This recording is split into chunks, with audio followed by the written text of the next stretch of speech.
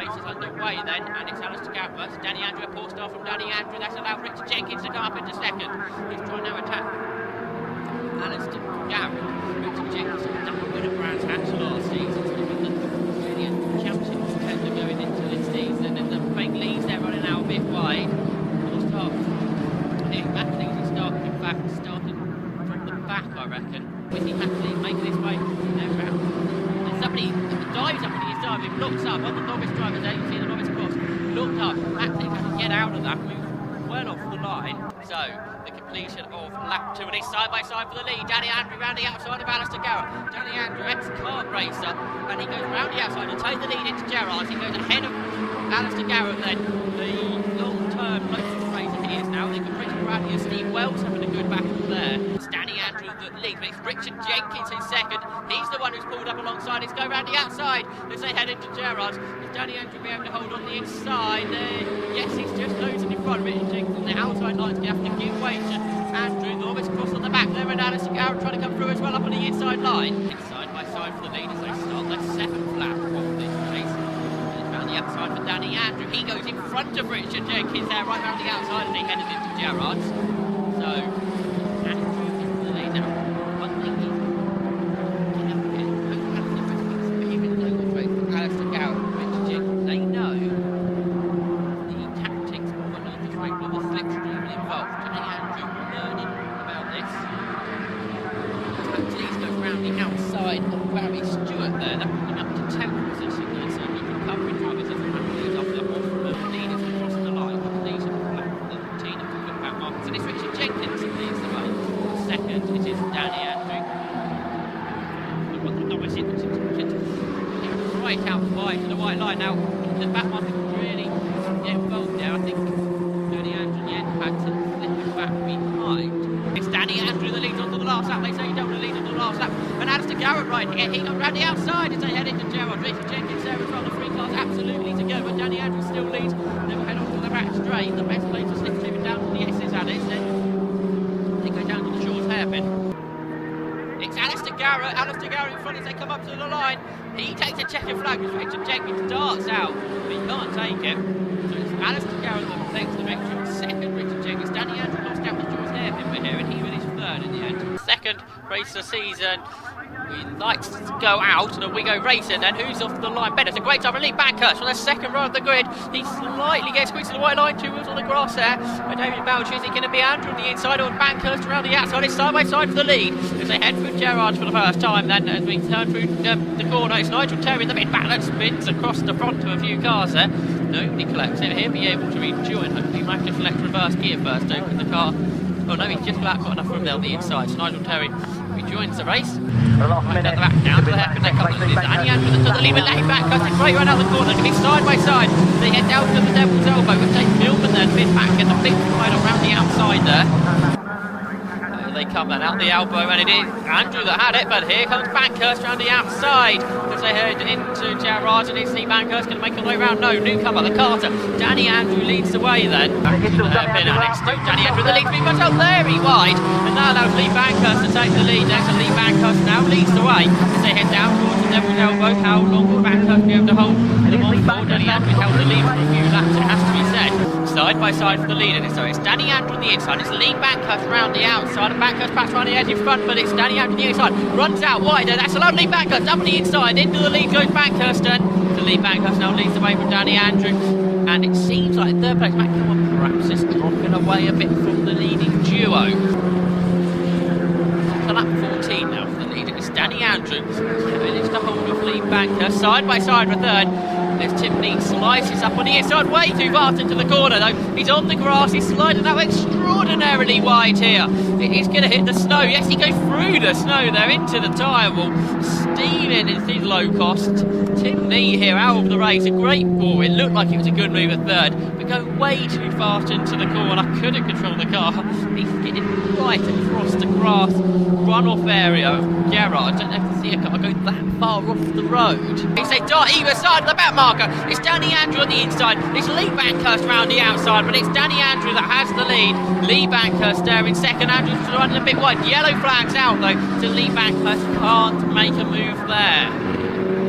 Steve Wells round the outside of Sean Stout and Atkinson before they reach the yellow flag zone. So it's Wells into 5th. Danny Andrew in front. It's Lee Bankhouse trying to get the cars off back as they come off the corner. The 2 cars in speed down towards the Devil's Elbow for the final time of the race then. Who's going to have this one? Well, here they come. It's Andrew just in front. Bankhurst darts out, arm out the side of the car. It's a win for Danny Andrew then. His first win in the Locost series. He finished third in his first ever race. Wins his second ever. A great race from Danny Andrew, the novice driver this year. He's a real force to be reckoned with, I reckon. The race gets underway then, and it's a pretty even start from Boucher and Garrett, and it's Lee Bankhurst who looks up at the inside. They head into Gerrard. It's going to be 3 wide as they turn into the corner, and yes, I think it was Bankhurst that got the advantage there as he went up on the inside into Gerrard. So they turn around the corner, and it's side by side between Bankhurst and I think it was Garrett round the outside that went with him. Let's take a look at this as they head down the semi-straight. Pretty sure it's Bankhurst at the front, but catch them again as they go through a short hairpin into the S's zone, and they're all together, Bankhurst and Garrett side by side as they turn out of the S's now down to the short hairpin for the first time then, and it is Bankhurst on the inside, going round the outside, sliding around the outside, Alice Garrett, Richard Jenkins over 3rd, 4th is Matt Gilmore down to 5th with the pole man, Dave Boucher, the Matt Gilmore right as they come down the outside, Richard Jenkins is side by side to the lead as well, down to Garrett, up on the inside of Lee Bankhurst as they head into the S's, and it's Garrett that takes the lead, and Jenkins passes his way ahead of the Roman car of Matt Gilmore there, 2 wheels on the curve, they come on the S's, they head down towards Shaw's hairpin then, and Bankhurst attacking Garrett again round the outside, can't do anything though, we tuck up close to the wall on the inside, so they go down to the elbow, complete second lap of the race, so the lead, then we see Alison Garrett, secondly Bankhurst, 3rd Richard Jenkins, 4th is Matt Gilmore, 5th behind him, Tiffany, 6th Dave Boucher, 9th is the 2 cars in hand of James McAllister, and they're out of the 10, that's the 12 car, and that is Lee Perry, Henry Gerrard, Garrett, Bankhurst, really battling out for the lead, Jenkins 3rd, 4th are on camera, Gilmore goes around the outside of Jenkins for the 3rd, the lead, Bankhurst on the inside of Garrett, the slipstream working well for us as we fight our way into the battle of the lead, up to the 3rd is Tom Gilmore, but leading now, that's Lee Bankhurst, they head down towards Shaw's hairpin once again, yellow flags out here, and Jenkins round the outside of Gilmore under yellows there, Tim Neat tries to do the same on Gilmore, so the cars now head down towards the elbow once again. This short Mullery Park circuit, Tim Neat runs out really wide there as he battled with Matt Gilmore in that battle for 4th, and Neat has got past Gilmore there, so Neat is down to the left, it's Garrett the lead, and look at Tim Neat right around the outside of everybody as he runs very wide through the hairpin, so he's lost out there. And James Millman having a good scrap there with him, Ian Alley. There we go, on board with Gilmore. You see Tiffany slice around the outside, run out extraordinarily wide. Jenkins then past him, Tiffany has to back off. But they've got Gilmore round the outside into the elbow. Neat is still getting the better of him. Runs the car out wide. Gilmore's still on side. He continues to run him out wide. Gilmore on the grass, all over the place there. He jumps, bounces back onto the circuit. We're down to 21. It's Tim Neat goes off the road. He did this in race 1. Out of 4th position, Tim Neat. He slides the car. He doesn't go as far as the snow this time round, but Tim Neat doing his job well back there. And just up the road, Dave Boucher's had an off. That last lap in a moment. There you got back markers. Jenkins in there as well. So it's 3 for the lead. It's Lee Bankhurst that has it at the moment. They're heading to Gerrard for the last time. It's Alistair Garrett there in 2nd. 3rd position. Well, that's Richard Jenkins and just lapped the car. Matt Gilmore's up to 4th. We'll have a look at the complete order at the end of this one. There's Tim Neat. He's rejoined in 6th behind McAllister. Ali, Millman has Henstone Smith dive up on the inside of it to go through. The car slides out wide, and that's going to allow James Millman back through on the inside. What about the leaders then? Well, they're headed down to Shaw's hairpin for the last time. Bankhurst has it. Garrett there in 2nd, 3rd Jenkins, and the 3 of them then exit the hairpin. And Matt Gilmore's not far behind now either after he's off in the middle of the race. So they head down to the elbow. Here they come, and it's Bankhurst. Now I'm out the cockpit. He takes the victory. So the first Locost race of the weekend around the Silverstone International. The first and a couple of locals have been round here. Steam away from board with Max Lees. Initially it was quite a good start. The car slows as they head down towards Abbey, and he's getting swallowed up by the whole field as they turn into Abbey for the first time. It was Richard Jenkins and Lee Bankhurst who started the barrel contact there. That's the 97 car that goes round in a spin. That's Ken Shepherd at the wheel. Max Lees, I think he's going to be pulling off into retirement here, unfortunately. On board looking out, go with Timmy Penstone Smith as they turn their way through the right-hand of the village and get over the brow here at the link as they turn left. Bankhurst just got the better of Richard Jenkins. The two of them have got a bit of a gap, and now look, Alistair Garrett here in the championship leader in the middle of the two guys. It's Richard Bradley goes 5th to 3rd into the Vale. A great move there from Bradley, and it's Tim Neat who's lost out. He was 3rd home in Arstow. He's down to 5th, and look at this, a huge long queue of Locost. Fantastic sight there. 43 cars or so started the race. Just in the rearview mirror there, he pulls out up on the inside, down towards Stone Corner. Can Richard Jenkins do it? Yes. Championship contender there. Jenkins is going to get the lead back. Lee Bankhurst not far behind either. Good weekend here at Silverstone. Could well put him back into the championship hunt. So out to Stowe, down towards the Vale they come again. Bankhurst looking to the inside as Jenkins defends the inside line. Alistair Garrett closes him in, the championship leader in the Pro Motorsport car, bringing himself back into the battle for the lead. And Richard Bradley up on the inside to get 4th position. Back off Tim Neat and Danny Andrew. He was one of the championship contenders early in the season. Some DNF to really put him out of that, and it looks like another DNF as he pulls the car into the pit lane. All 4 wheels over the white line from both cars there. We're hearing this weekend that the rule is going to be more carefully policed in the UK next season. It'll be interesting to see how that comes out. Silverstone, one of the main circuits where drivers do use 4 wheels over the white line. Round the outside into Stowe Corner then comes Lee Bankhurst to grab the lead back again from Richard Jenkins. Great ding-dong battle between the two of them. Alistair Garrett wants to get involved now. Jenkins, is he defending or is he attacking? It's hard to tell now. Alistair Garrett trying to follow Lee Bankhurst around the outside line here. So it's almost side by side between the two championship contenders, but not quite. These two have had plenty of races this year, but Jenkins and Garrett, the Murray Park, they seem to miss each other with the group races, but certainly since then, Castle Coombe had a good race together live on television. And side by side further back, that is the 57 car. It's Anthony May on the inside line.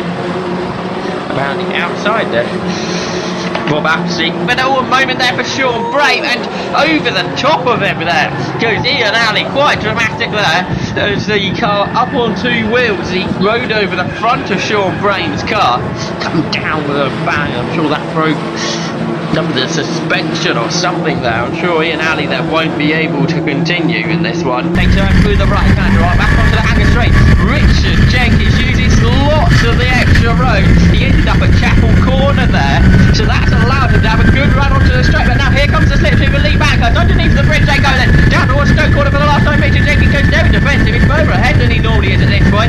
And now so let's go side by side, but Jenkins still just about eking in front as they head to Stoke Corner, staying in front. So Richard Jenkins leads. Usually nobody finds a way past down at Vale Corner, but Jenkins runs out wide. Bankhurst now coming around the outside for Vale. They are side by side, the two cars. It's Bankhurst on the outside, which actually seems to be the better position for a lot of drivers this weekend, and it's round the outside. The two cars almost make contact, but Lee Bankhurst takes the lead then. So Lee Bankhurst leads. They head for the club corner for the final time. Lee Bankhurst is going to win his 2nd race of the season. He won back at Murray Park. He's going to now win here at Silverstone round the international circuit. It's the first ever Locost race round here. 2nd to Richard Jenkins and 3rd to Alistair Garrett.